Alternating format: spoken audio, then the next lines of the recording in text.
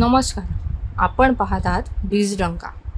आजच्या या विशेष बुलेटिनमध्ये आपण फक्त बातम्या पाहणार नाहीये, तर त्या बातम्यांमागचं खरं अर्थकारण, त्याचे दीर्घकालीन परिणाम आणि तुमच्या खिशावर होणारा प्रभावही समजून घेणार आहोत. आजचा आपला विशेष बुलेटिन पैसा पुराण. कारण अर्थव्यवस्था ही फक्त आकड्यांची गोष्ट नसते, ती आपल्या रोजच्या आयुष्याशी थेट जोडलेली असते. चला तर मग सुरुवात करूया आजच्या सर्वात मोठ्या आणि निर्णायक बातमीपासून. भारत आणि अमेरिका यांच्यात सध्या सुरू असलेली द्विपक्षीय व्यापार कराराची म्हणजेच बायलॅटरल ट्रेड ॲग्रीमेंट BTA चर्चा ही केवळ एक औपचारिक बैठक नसून येणाऱ्या दशकातील जागतिक अर्थव्यवस्थेच्या दिशेला आकार देणारी अत्यंत महत्त्वाची आणि निर्णायक प्रक्रिया मानली जाते.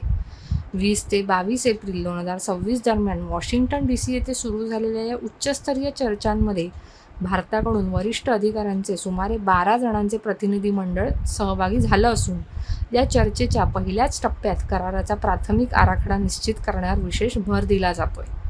ही चर्चा का महत्त्वाची आहे हे समजून घेण्यासाठी सर्वप्रथम आपण सध्याची जागतिक आर्थिक परिस्थिती लक्षात घेतली पाहिजे. आजच्या घडीला जगभरात पुरवठा साखळी म्हणजेच सप्लाय चेन पुन्हा मांडली जात आहे. व्यापाराचे नवे ब्लॉक्स तयार होत आहेत आणि देश आपापल्या आर्थिक हितसंबंधांचे पुनर्मूल्यांकन करत आहेत. अशा परिस्थितीत भारत आणि अमेरिका हे दोन्ही देश एकमेकांसाठी केवळ व्यापार भागीदार नसून दीर्घकालीन रणनीतिक आर्थिक सहकारी बनण्याच्या दिशेने वाटचाल करत आहेत. या कराराचा सर्वात मोठा उद्देश म्हणजे दोन्ही देशांमधील व्यापार सुलभ करणे, आयात शुल्क कमी करणे, गुंतवणुकीसाठी अनुकूल वातावरण तयार करणे आणि व्यवसाय सुलभता वाढवणे हा आहे. सध्या भारत आणि अमेरिका यांच्यातील द्विपक्षीय व्यापार सुमारे $190 अब्ज आसपास आहे. मात्र दोन्ही देशांनी 2030 पर्यंत हा आकडा $500 अब्ज पर्यंत नेण्याचं अत्यंत महत्त्वाकांक्षी उद्दिष्ट ठेवलेलं आहे. याचा अर्थ असा की पुढील काही वर्षात या दोन्ही अर्थव्यवस्थांमध्ये मोठ्या प्रमाणात गुंतवणूक, उत्पादन, सेवा आणि तंत्रज्ञान क्षेत्रात सहकार्य वाढण्याची शक्यता आहे. मात्र या वाटचालीत अनेक गुंतागुंतीचे मुद्दे देखील आहेत. सर्वात मोठा मुद्दा म्हणजे टॅरिफ म्हणजेच आयात शुल्क. अमेरिका अनेक भारतीय उत्पादनांवर उच्च शुल्क लावते, विशेषतः स्टील, ॲल्युमिनियम आणि काही कृषी उत्पादनांवर. तर भारत अमेरिकन दुग्धजन्य उत्पादनं, कृषी माल आणि काही औद्योगिक वस्तूंवर संरक्षणात्मक कर लावतो. यामुळे दोन्ही देशांमध्ये व्यापाराचं संतुलन राखताना तणाव निर्माण होतो. याशिवाय नॉन टॅरिफ बॅरियर्स म्हणजेच गुणवत्ता मानकं, परवानग्या, तपासणी प्रक्रिया आणि नियमावली हे देखील मोठे अडथळे ठरतात. उदाहरणार्थ, अमेरिकन बाजारात प्रवेश मिळवण्यासाठी भारतीय उत्पादनांना अत्यंत कडक गुणवत्ता निकष पूर्ण करावे लागतात, तर भारतातही विदेशी कंपन्यांना स्थानिक नियमांचं पालन करणं आवश्यक असतं. आता या चर्चेतील आणखी एक अत्यंत महत्त्वाचा आणि भविष्यातील निर्णायक ठरणारा मुद्दा म्हणजे डिजिटल व्यापार. आजच्या काळात डेटा हा नवा तेल मानला जातो. अमेरिका मुक्त डेटा प्रवाहाचा आग्रह धरत आहे, ज्यामुळे तिथल्या टेक कंपन्यांना जागतिक पातळीवर सेवा देणे सोपे जाते.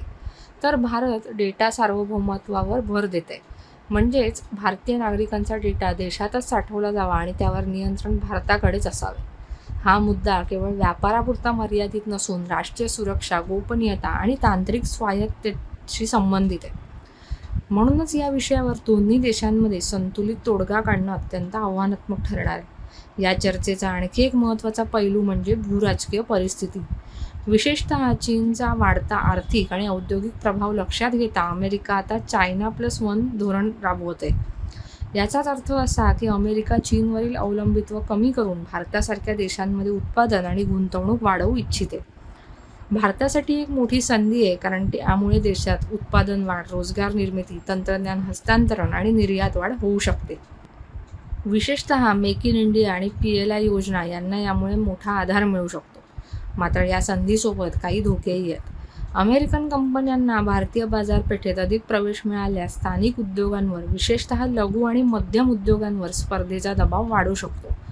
तसेच कृषी क्षेत्रातही अमेरिकन उत्पादनांमुळे भारतीय शेतकऱ्यांना आव्हान निर्माण होऊ शकतं. म्हणूनच भारत सरकारसमोर सर्वात मोठं आव्हान म्हणजे एक असा करार करणे जो आर्थिकदृष्ट्या फायदेशीर असेल, पण स्थानिक उद्योग आणि शेतकऱ्यांचे हितही सुरक्षित ठेवेल. तज्ज्ञांच्या मते जर हा करार योग्य प्रकारे राबवला गेला तर भारतासाठी हा एक गेम चेंजर ठरू शकतो. यामुळे भारताची जागतिक अर्थव्यवस्थेमध्ये भूमिका अधिक मजबूत होईल आणि देशाला उत्पादन आणि सेवा क्षेत्रात जागतिक नेतृत्व मिळण्याची संधी मिळू शकते.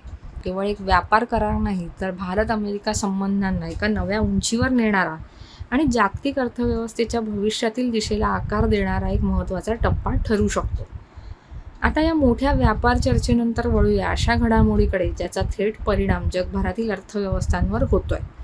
मध्य पूर्वेत वाढत चाललेला तणाव सध्या जागतिक अर्थव्यवस्थेसाठी एक मोठा धोका बनलाय. या तणावामुळे कच्च्या तेलाच्या पुरवठ्यावर परिणाम होत असून त्याचे थेट प्रतिबिंब जागतिक बाजारात दिसून येत आहे.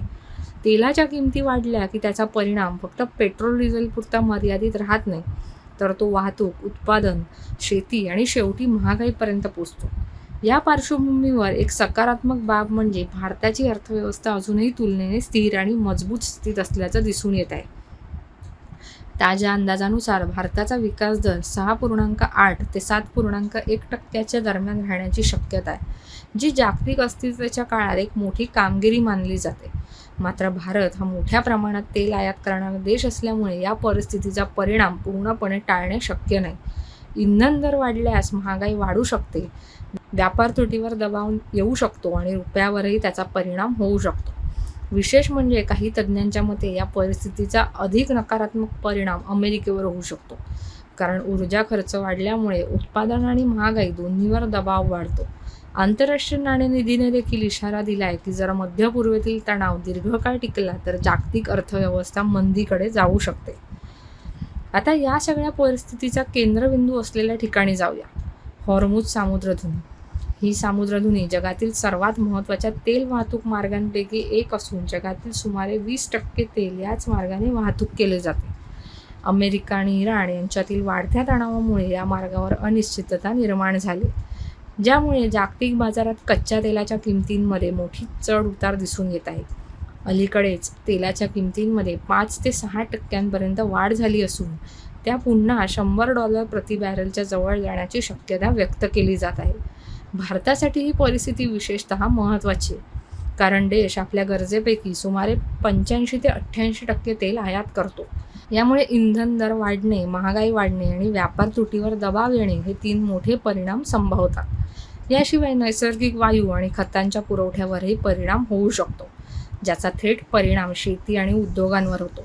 तथापि भारताने या परिस्थितीला तोंड देण्यासाठी काही उपाययोजना केल्या आहेत, जसे की पर्यायी स्रोतांमधून तेल खरेदी आणि धोरणात्मक साठ्यांचा वापर. आता थोडंसं लक्ष वळवूया गुंतवणूकदारांसाठी महत्त्वाच्या असलेल्या सोनं आणि चांदीच्या बाजाराकडे. सोमवारी सोन्या चांदीच्या दरात मोठी घसरण झाली असून यामुळे ग्राहकांना काहीसा दिलासा मिळाला आहे. सोन्याच्या दरात सुमारे 1.15% घट झाली असून चांदीच्या दरात जवळपास 1.88% घसरण झाली. या घसरणीमागील मुख्य कारण म्हणजे प्रॉफिट बुकिंग, म्हणजेच मागील वाढीनंतर गुंतवणूकदारांनी नफा निश्चित करण्यासाठी विक्री केली. याशिवाय अमेरिकन डॉलर मजबूत होणे आणि बॉन्ड यील्ड्स वाढणे यांचाही या घसरणीवर परिणाम झाला आहे. तज्ज्ञांच्या मते ही घसरण तात्पुरती असून जागतिक अनिश्चितता कायम राहिल्यास सोन्याची मागणी सुरक्षित गुंतवणूक म्हणून टिकून राहू शकते. म्हणूनच दीर्घकालीन गुंतवणूकदारांनी घाई न करता टप्प्याटप्प्याने गुंतवणूक करणं योग्य ठरेल. आणि आता पाहूया आजच्या शेअर बाजाराचा आढावा. 20 एप्रिल 2026 रोजी भारतीय शेअर बाजारात मोठी चढउतार दिसून आली. सुरुवातीला जागतिक संकेत कमकुवत असल्यामुळे बाजार दबावाखाली उघडला. मात्र नंतर गुंतवणूकदारांच्या खरेदीमुळे निर्देशांकांनी जोरदार पुनरागमन केले. निफ्टी निर्देशांक 24,400च्या वर गेला, तर सेन्सेक्समध्ये शेकडो अंकांची वाढ झाली. या वाढीमागे परदेशी गुंतवणूकदारांची खरेदी, रुपयाची मजबूती आणि आशियाई बाजारातील सकारात्मक वातावरण हे प्रमुख घटक होते. बँकिंग क्षेत्राने बाजाराला चांगला आधार दिला. विशेषतः ICICI बँकच्या शेअर्समध्ये वाढ दिसली, तर HDFC बँकवर काहीसा दबाव कायम राहिला. तथापि बाजारातील ही तेजी पूर्णपणे स्थिर नसून जागतिक घडामोडींवर त्याची दिशा अवलंबून राहणार आहे. तांत्रिक विश्लेषणानुसार निफ्टीसाठी 24,300 ते 24,700 हा महत्त्वाचा रेंज मानला जात आहे. एकूणच पाहता आजच्या सर्व घडामोडी एकमेकांशी घट्टपणे जोडलेल्या आहेत. व्यापार करार, मध्य पूर्वेतील तणाव, तेलाच्या किमती, सोनं चांदी आणि शेअर बाजार हे सर्व एकाच आर्थिक साखळीचे भाग आहेत. आणि या साखळीतील प्रत्येक हालचाल तुमच्या आणि आमच्या आयुष्यावर थेट परिणाम करणारी. आजचं हे विशेष बुलेटिन तुम्हाला कसं वाटलं हे आम्हाला नक्की कळवा. व्हिडिओ लाईक करा, मित्रांसोबत शेअर करा आणि बीजडंका चॅनलला सबस्क्राईब करायला विसरू नका, कारण इथे मिळतात फक्त बातम्या नाहीत, तर त्यामागचं खरं अर्थकारण. अशाच सखोल आणि विश्लेषणात्मक अपडेटसह आम्ही पुन्हा भेटू. तोपर्यंत आपण पाहत होतात बीजडंका. नमस्कार, धन्यवाद.